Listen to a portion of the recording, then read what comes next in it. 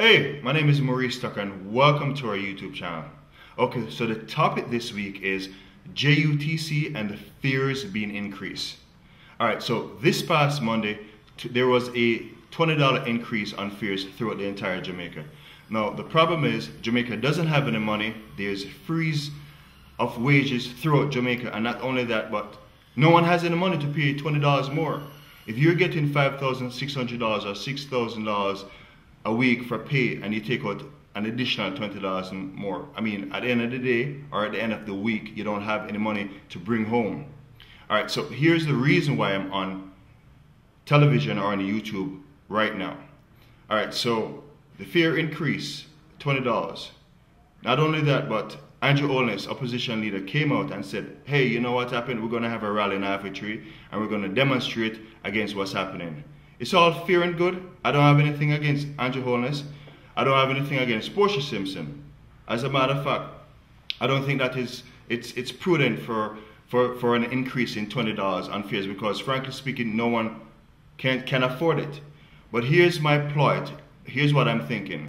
I think opposition leader Andrew Holness should not only come on television or use the radio as the form of medium that he needs to spread his message, but he should also, and emphatically, and I'm going to say this, he should also come up with a plan, a road plan, a blueprint plan to fix this problem. Don't use it as a political ploy to rally people up in within Half a Tree and try to go different places within the country to say, hey, PNP or Portia Simpson is doing wrong. And don't get me wrong, as I said, I'm not for PNP and I'm not for JLP. I'm for the people because I think that the people of Jamaica have been suffering long enough.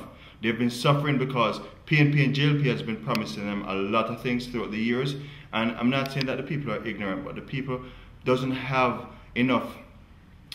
They're not thinking as how they should, because it's a case where PNP will be in power and for 4.5 years they do nothing, and then for the last 5-6 months what they do is they fix the roads, they give people money, and then they vote for PNP. Likewise, on the opposite side, JLP is in power for 5 years or 4.5 years, and before election, the last 4 or 5 months before election, they walk around and they fix the roads and they give out public works sort of jobs, etc., etc. I remember this back in the 70s and also in the 80s. And guess what happened? People run and vote for these parties, which I think Jamaica people should understand and get more. Jamaica people right now are more sensible and they understand more. They understand what's going on. We have television, you have YouTube, you have a lot of things that can search, and people are doing this now. So Andrew Holness, what I'm doing is I'm calling you out on this matter, and I'm saying to you, don't just make a rally or put together a rally in Half a Tree and say, hey people, you know what, let's rally. Don't make this very political. What you should do is come up with a plan, a very strategical plan, and say to Jamaica, here's how we feel that the problem can be fixed with the JUTC, and we can not only fix the problem but lower it or eliminate the $20. Don't go in Parliament and say to Portia, hey Portia, we need you to cut the $20.